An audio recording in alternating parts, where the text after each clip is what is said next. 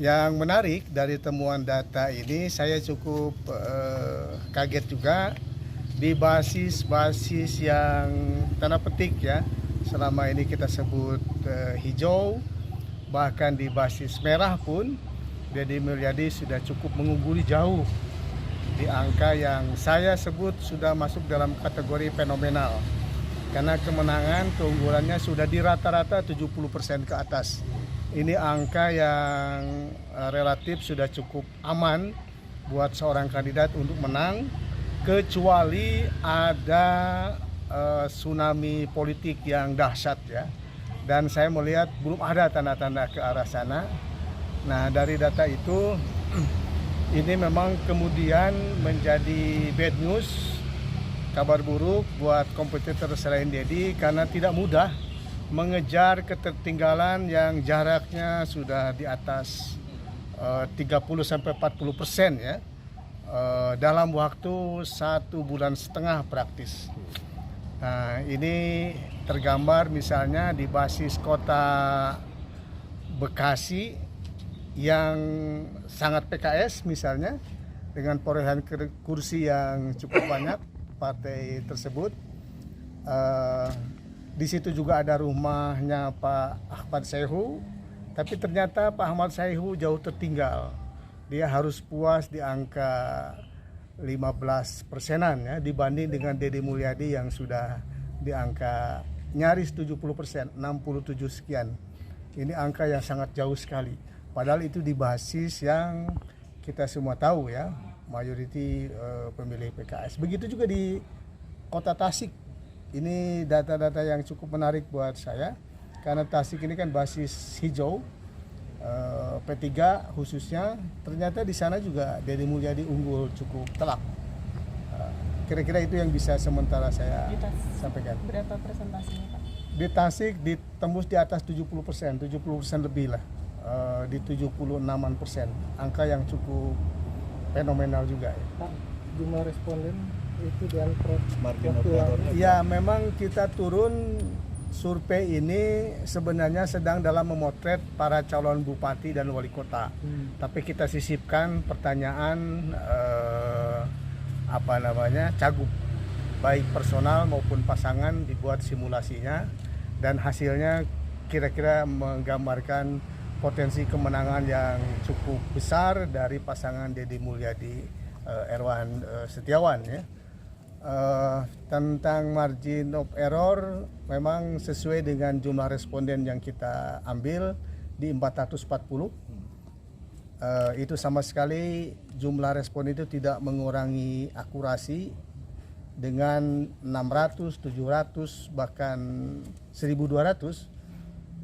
Hanya yang membedakan itu di margin of error aja. Akurasinya tetap terjaga, sama seperti juga kita memotret ratusan juta pemilih se-Indonesia hanya dengan 1.200 itu sudah cukup bisa mengumumkan H-1 bulan Pilpres bahwa pemenangnya Prabowo Subianto dan Gibran Rakabuming, dan itu ternyata terbukti. Jadi kalau bicara survei bukan di jumlah responden ya, tapi seberapa metodologi itu dilakukan dengan benar. Metode yang digunakannya seperti apa Pak? Metodenya standar ya, multi-stage random sampling dengan wawancara tatap muka langsung, jadi tidak pakai aplikasi atau lewat telepon, ditemui langsung dengan margin of error 4,8%. Nah, kemenangan Deddy Mulyadi dengan Kang Erwan Setiawan itu di hampir seluruh wilayah di Jawa Barat yang kita potret itu sudah jauh melampaui margin of error ya, selisih 30 sampai 40%. Di rata-rata kurang lebih kemenangannya di 70% lah kalau ambil rata-rata, karena ada juga daerah yang dia unggul sampai 80%. Jadi kalau diambil rata-ratanya kurang lebih di 70 lah kira-kira. Ini Surveinya dari kapan sampai?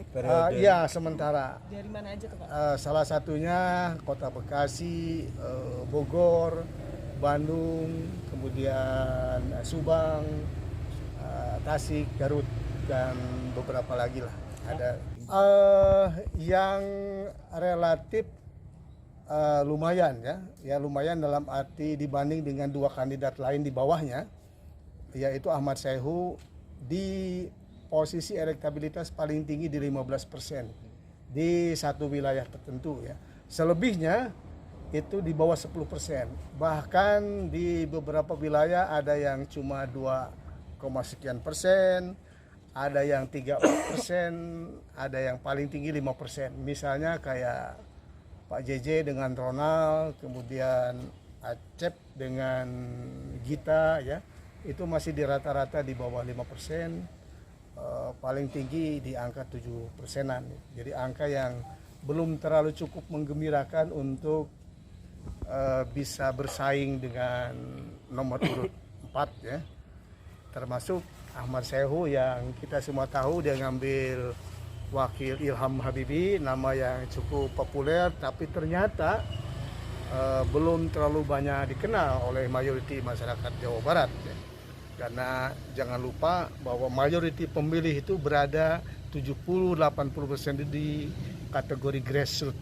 Alhamdulillah kami bisa mempertahankan keunggulan dari survei awal ketika kami mendaftarkan ke KPU dan survei terakhir juga di bulan September ini.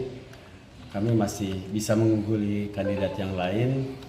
Ini berarti kerja kami selama ini sudah cukup efektif dan kami tetap bekerja sesuai dengan yang sudah kami programkan sebelumnya. Oke, untuk kampanye ke depan seperti apa Pak setelah survei ini keluar? Ya, kampanye kami adalah door to door, datang langsung ke masyarakat. Ya, kami tidak membuat jadwal yang khusus seperti hari ini ke sini, besok kemana. Kita inikan saja sesuai dengan kebutuhan yang ada di lapangan. Ya, kita langsung datang ke masyarakat, kita langsung menyapa masyarakat. Tidak ada trik-trik khusus kami dalam berkampanye ini. Ya, alhamdulillah saat ini sangat efektif itu kami lakukan. Terbukti dengan survei pun saat ini kami masih unggul cukup jauh dengan kandidat lainnya. Tapi sudah mulai belum sih Pak kampanye dari paslon ini sendiri? Sudah. Kemarin saya di Depok dan Bekasi. Oke. Sebelumnya saya juga ke Sukabumi, ke Pangandaran, ke Banjar, ke Garut, dan Bandung Raya pun ini sudah kami lakukan. Ada daerah yang jadi fokus nggak Pak kalau dari paslon ini sendiri?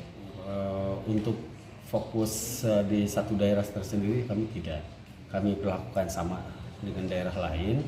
Kami tidak yang harus diwaspadai ini daerah ini, kita sama saja. Semua daerah kita anggap kita ini masih lemah gitu aja. Jadi berpikiran kita bagaimana untuk bisa lebih meningkatkan. Tidak selalu berpikiran, kita sudah unggul di sini, kita nggak usah datangi. Kita semua sama.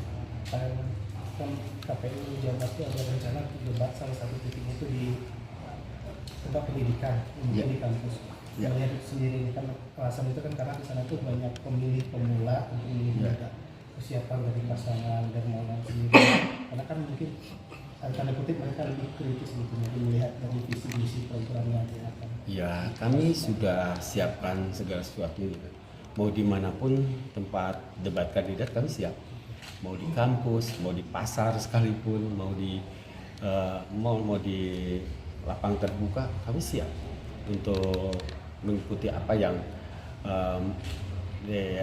yang sudah direncanakan oleh KPU. Mau di kampus, mau kritis apapun, kami siap. Cuma sampai sekarang kami pun belum mendapatkan materinya seperti apa nanti yang akan diperdebatkan. Kan biasanya sudah diinikan oleh KPU.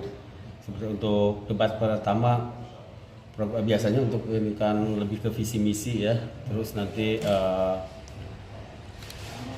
perekonomian dan yang lain-lainnya. Saya belum mendapatkan secara spesifik untuk materi dari KPU, tapi semua pun sudah kami siapkan. Untuk jadwal kampanye sendiri sama jadwal debat dari paslon udah belum Pak? Saya belum dapat ini dari KPU ya, tapi kami kapanpun jadwal dari KPU turun kami siap. Mau jadwal kampanye akbar, mau jadwal debat, mau jadwal apapun kami siap. Kita sudah siap dalam menghadapi 2 bulan ke depan pemilihan kepala daerah. tahun 2024 ini. Pak, jeda akbar kemarin Pak, ada masukan apa aja dari masyarakat atau Kampanye akbar belum, Mas? kampanye Bapak kemarin di Bekasi, di Depok, itu Ya. ada masukan apa aja Pak dari masyarakat? Masyarakat ya mereka kebanyakan mengeluhkan masalah infrastruktur, ya. Infrastruktur juga masalah pendidikan dan beberapa masalah termasuk UMKM, ya pengangguran itu yang dikeluhkan di masyarakat grassroots. Ya insya Allah kami dengan Kang Deddy sudah siapkan ke depan bagaimana menyelesaikan permasalahan-permasalahan yang selama ini dikeluhkan oleh masyarakat di Jawa Barat. Untuk penyelesaiannya sendiri apa berarti Pak? Seperti apa nih programnya sendiri?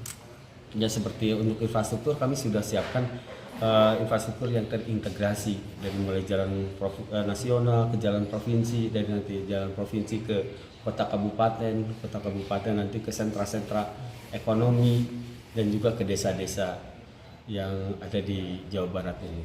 Ya sentra ekonomi itu bisa ke tempat-tempat ke tempat pertanian, ke tempat UMKM dan juga ke tempat-tempat wisata yang ada di Jawa Barat ini bisa terintegrasi dengan baik. Dan khusus untuk di kota-kota besar seperti kemarin di Depok, Bekasi dan juga Kota Bandung ini adalah masalah kemacetan, ya nanti pun kita akan segera selesaikan dengan baik supaya permasalahan kemacetan ini di kota besar bisa terurai dengan baik. Ya sesuai dengan tagline kami, kampung diurus, kota ditata. Nah ini penataan kota ini lebih banyak nanti ke masalah kemacetan dan sampah. Satu lagi terakhir, kan tempoh hari waktu setelah pengundian nomor Ya. Pak Deddy Mulyadi sudah ngomong bahwa Pak Erlang mungkin diminta tolong untuk lebih konsentrasi untuk berkampanye atau sosialisasi di Kabupaten Sumedang sama Cimahi. Ya. Lebih fokus di sana dilihat itu sendiri gimana? Ya, Kang Deddy lebih menugaskan saya ini memang betul di wilayah Bandung Raya ya. Tapi melihat dari survei terakhir kami, Bandung Raya ini sudah cukup bagus. Apalagi Sumedang itu daerah saya. Ya, sampai saat ini pun yang tertinggi survei kami itu di Sumedang. Ya, tapi tetap kami jaga. Di sana juga bapak saya juga ikut membantu turun di Sumedang. Ya, kami seperti tadi saya sampaikan dari awal tidak ada kekhususan.